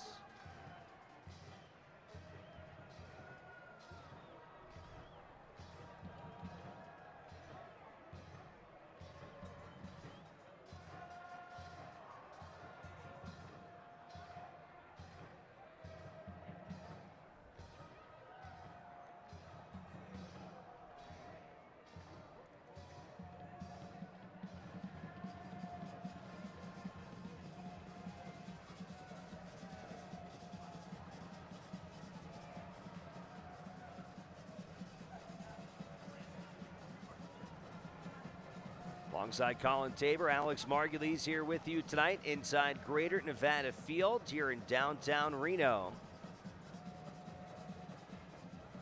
Reno started the night in 9th place, 42 points. A win here tonight gets them back above that cut line in the Western Conference. Fuentes trying to feed Chow, taken down with no whistle. Van Avik stays with it. Fuentes there to help.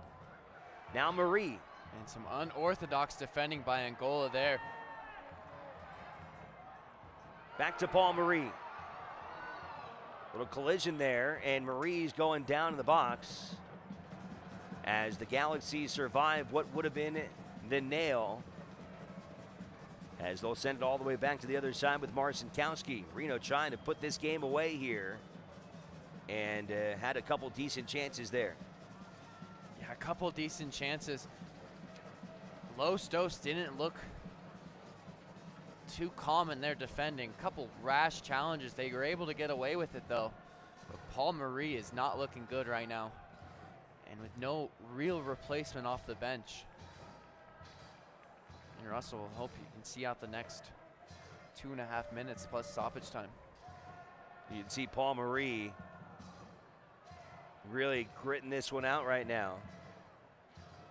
Actually, Reno are out of subs as well. Van Avik, Mo Chow, and Gilbert Fuentes all coming in. Knowing that Paul Marie is in the situation that he is, what does that change for Reno here in the last couple minutes? I think Opano's going to get a lot less forward. I think he's going to play as a makeshift right back for a little bit, while Paul Marie will sit next to him. And it looks like Opano has slid into right back. Aguilar gets behind Reno's defense, cleared out by Griffiths. Not out of trouble yet, though. Into the box and headed away there by Opano. Able to get in front of Traore. Oh, look at that willingness to keep the ball in play and get it forward from Opano rather than giving up on the play. And now Reno have an opportunity. Here's Mo Chow.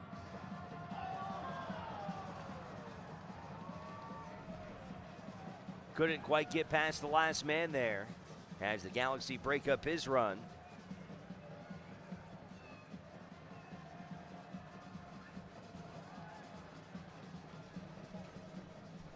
Aguilar. Numbers here for the Galaxy. Carroll stands in. Final minute of regulation.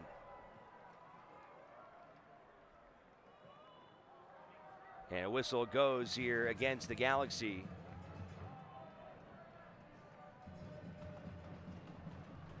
Offsides there on LA.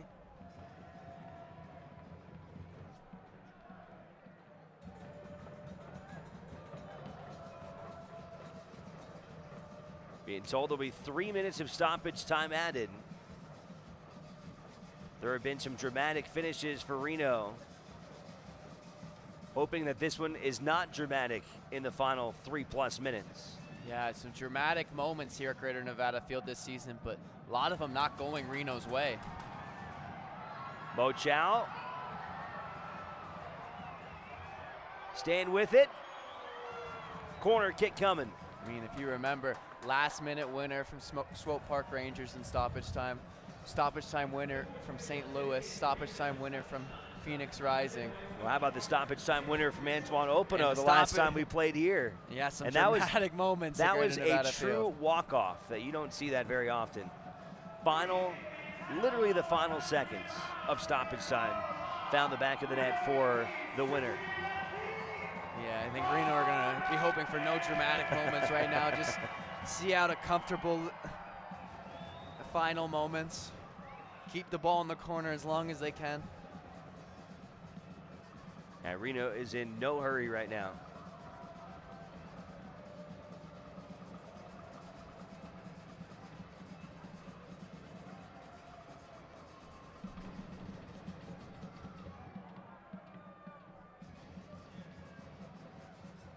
Great time management from Reno to keep the ball in the corner for as long as they have been.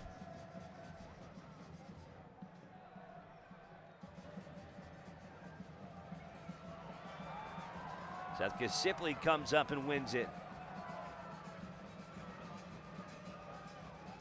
Wisely decides to slow down, control possession. All the way back to Marcinkowski.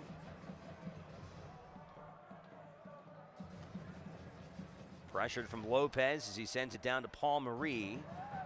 Marie, even with that bad ankle, able to get on top of that ball. And the willingness from Paul Marie to push forward. Really admirable.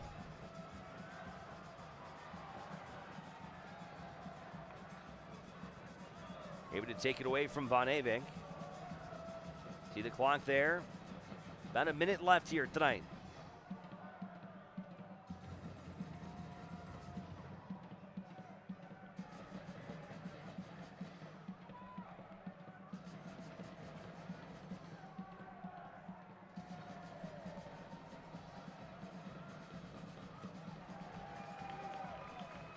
Marcinkowski doing a great job there diving. He was trying to keep that one from going past the end line. He was not able to, according to the referee, and now it's going to be a late corner kick.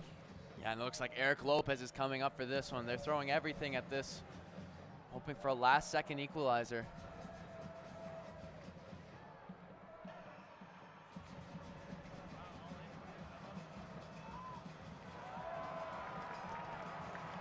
Marcinkowski comfortably grabs it. And it looks like Reno's going to hang on here tonight. 3 big points here in the biggest little city. And Reno 1868 is back in playoff range as they will hang on here tonight, topping LA Galaxy. Yeah, and it's such a big statement win for their playoff push. 6 games remaining now. 4 of them at home. Reno 1868 will want to keep this momentum up and get a better and better position. So it's 45 points now for Reno. That moves them into 8th place as they have vaulted on top of San Antonio. And now they are only 4 points away from a tie for the top 4. So back where they want to be. Top 8 here in the Western Conference. Thanks in part to that man, Eric Calvillo. The goal in the 37th minute, and that the difference here in this contest tonight. Reno tops LA 1-0. We'll take a break, come back with our post-game highlights and final thoughts here from downtown Reno. This is United Soccer League action on Nevada Sportsnet.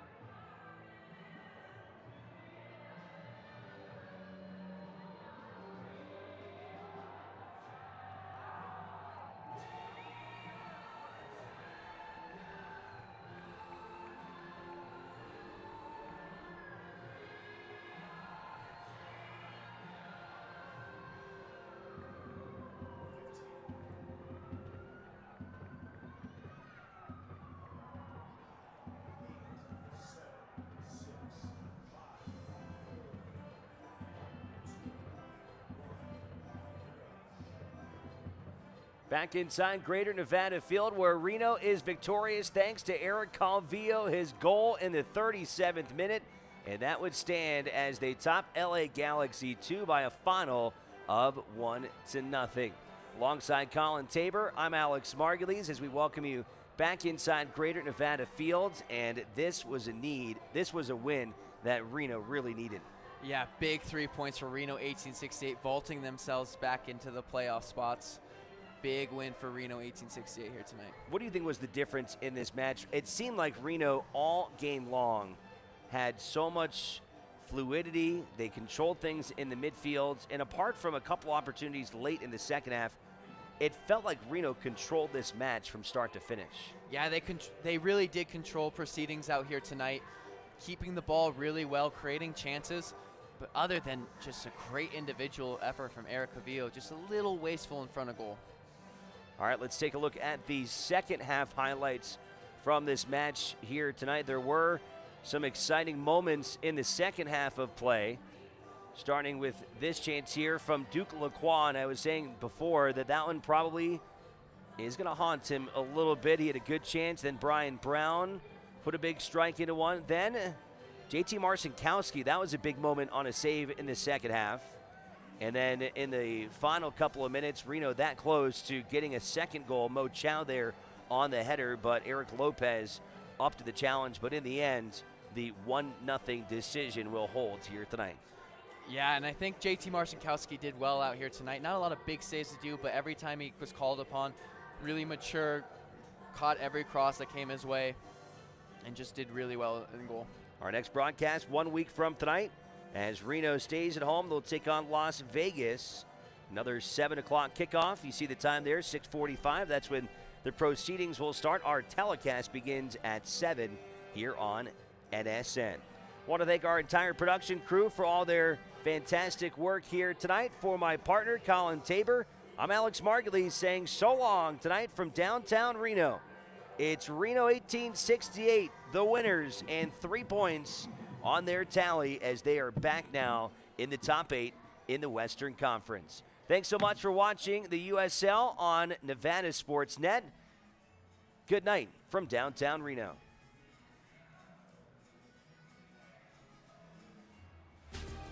This copyrighted telecast of the United Soccer League may not be retransmitted, rebroadcast, or reproduced without the express written consent of the United Soccer League.